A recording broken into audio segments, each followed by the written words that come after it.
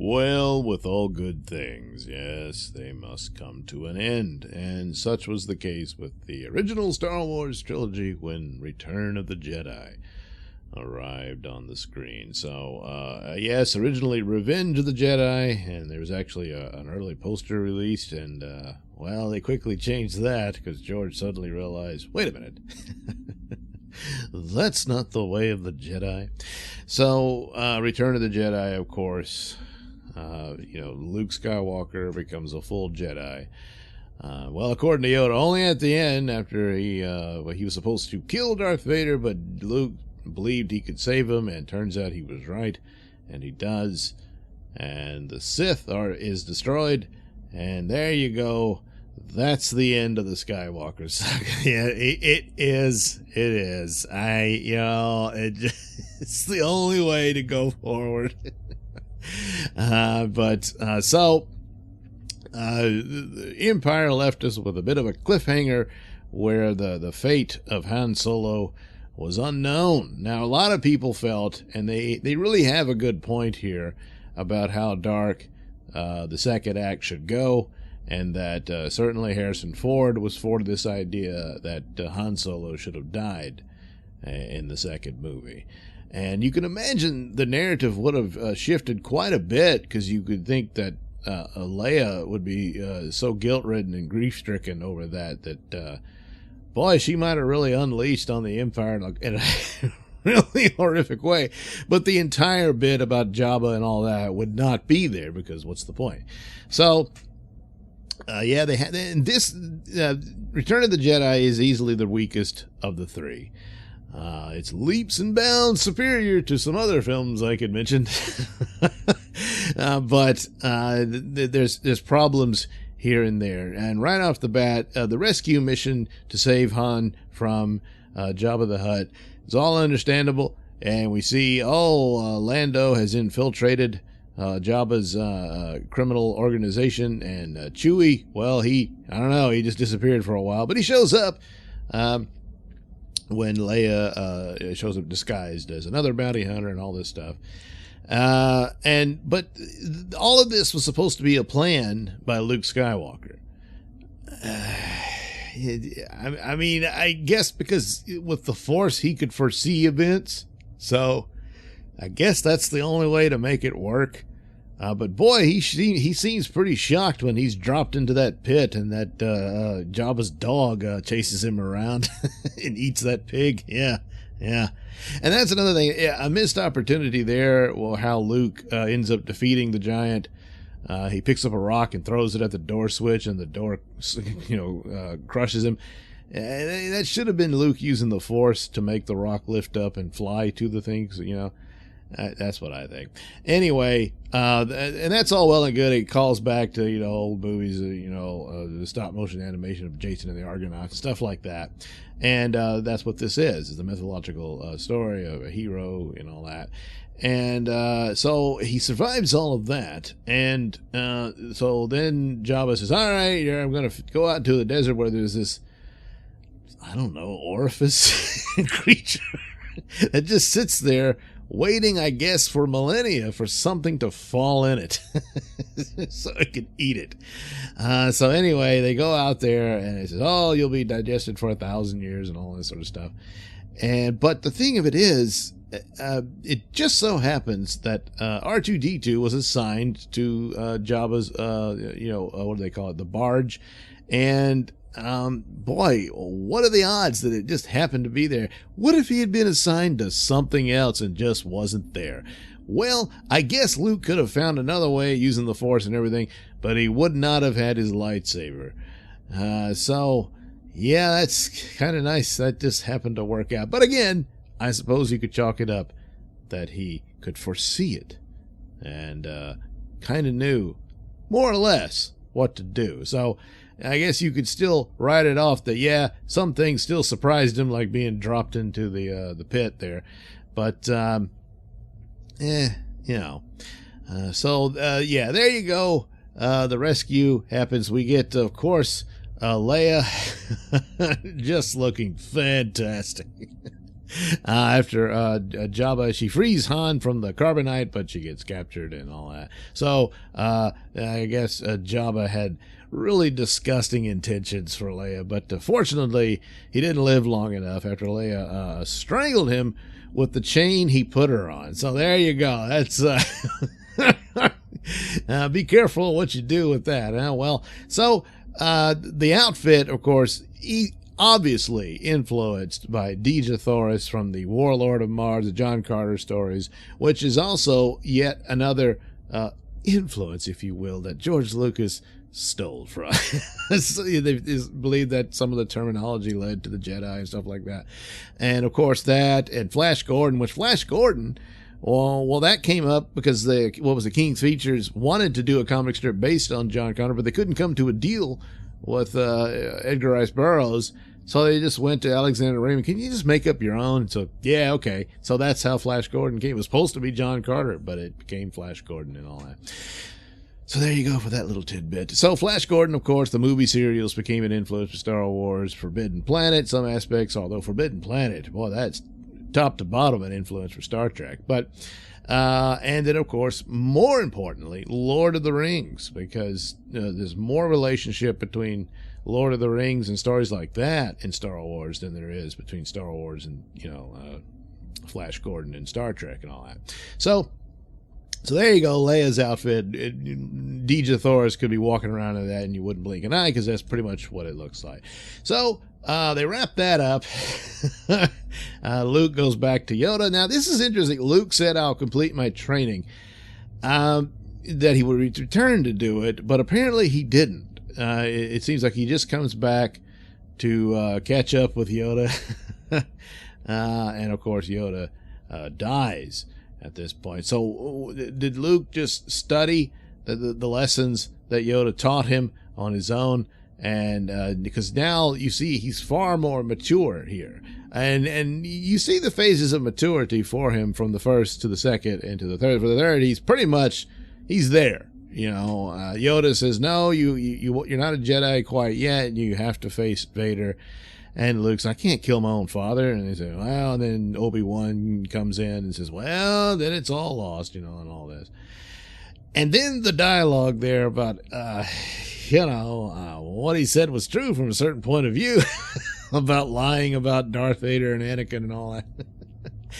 Just come on. And of course, one more little revelation. Yeah, Leia's his sister. There you go.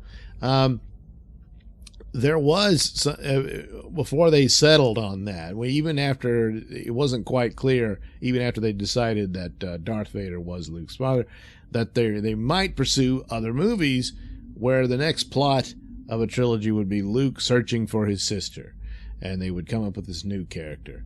And so Leia would not have been his sister, but they decided to go ahead and, kind of put it all together. She's really the only the only female character. There's others. I mean, they're in the Mon Mothma, and that's about it.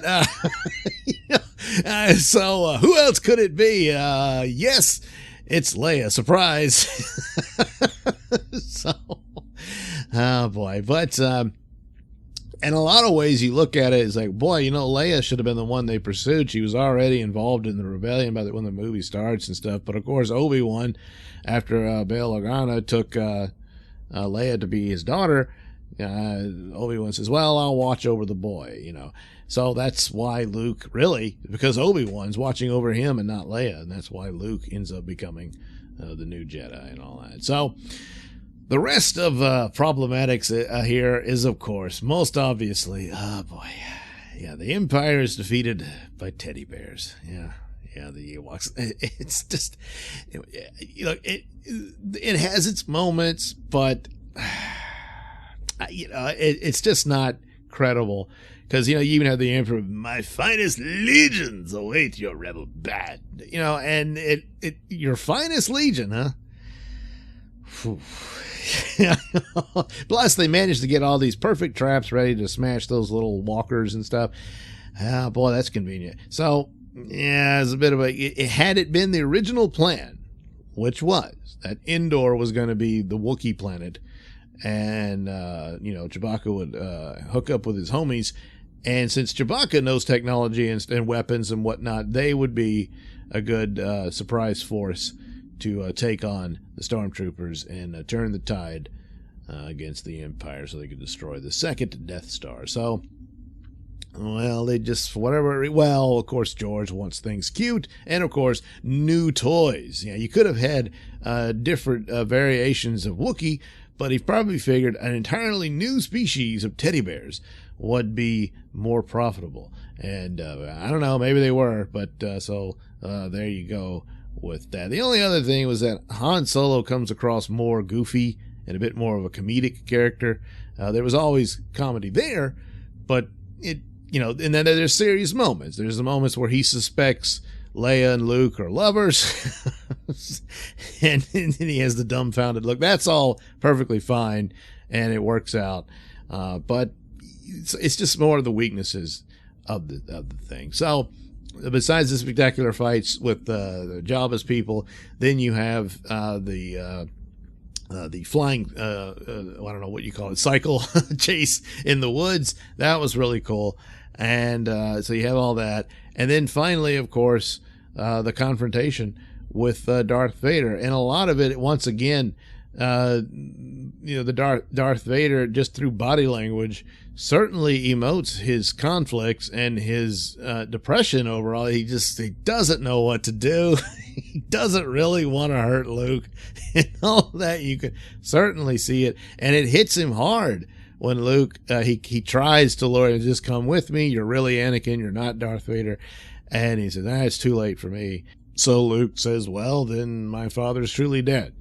And he's carted off, and Vader just almost collapses there. It hits him really hard, and that's all good stuff. And that's really the more powerful thing there. And then augmented by the final lightsaber duel, where they're trying to turn Luke, and apparently, I have to guess.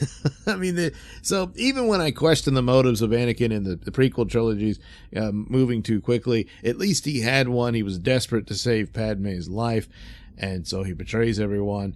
Here, the idea is just to enrage Luke so much that he lashes out in anger and hatred, and suddenly, then he'll be under the Emperor's thrall. I don't know. What if Luke just slaughters you? I guess that's the magic spell. Once you go down there, then the dark side will take over. But even with so Luke becomes evil, it doesn't necessarily mean that he has to obey the Emperor, because a lot of the Sith, what do? They turn on each other all the time because they're constantly on fire for ambition and desire for things and all that sort of stuff. So, and it never ends. So but okay, just go with it. And you can kind of chalk it up. The Emperor's pretty old now, so he's not on his high game like he was in the prequels. So he didn't really think this through. Plus Vader, you have to assume subconsciously, must have been clouding things for the Emperor, like the Emperor clouded things for the Jedi. And in the prequels, the Emperor, at one point, Vader reveals that his son is with the rebel band on the moon, and the Emperor says, well, it's strange, I didn't sense him, and because Vader's probably blocking you on this, and so that's the deal. But ultimately, of course, Luke doesn't win by defeating Vader in the lightsaber fight, which he does, but he wins by almost sacrificing himself. He gives up, he throws his lightsaber away, and the Emperor begins to electrocute him, and Vader, he can't let it happen, so he throws that old bastard down the shaft, and that's it. The Emperor's dead. I don't care what anyone says. There's no surviving that. He's done, and it fulfills the story that George Lucas, who started this whole thing, played out with all 6 films. It's the only way that works. To undo it with the Emperor being alive again destroys all that. Because what was the purpose of Anakin Skywalker? He was there to destroy the Sith, and he does. Not in the gallant, heroic way that they thought he would. There was a few bumps in the road along the way, but he got there.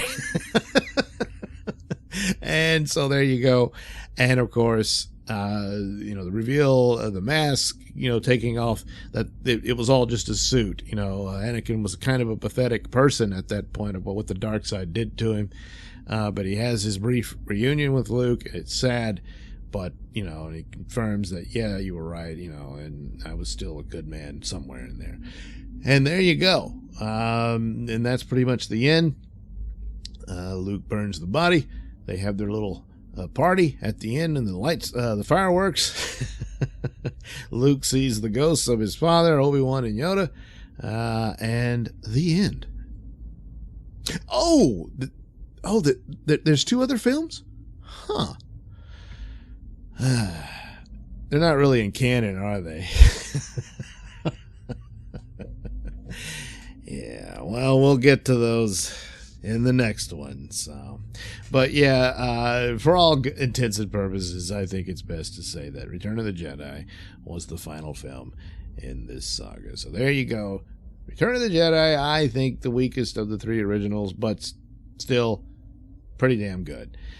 Thank you for watching and listening. Slay. Why not like and subscribe, and check out that link description below. That'll take you to my mini stores that have plenty of goodies for you. Yes, that's right. You.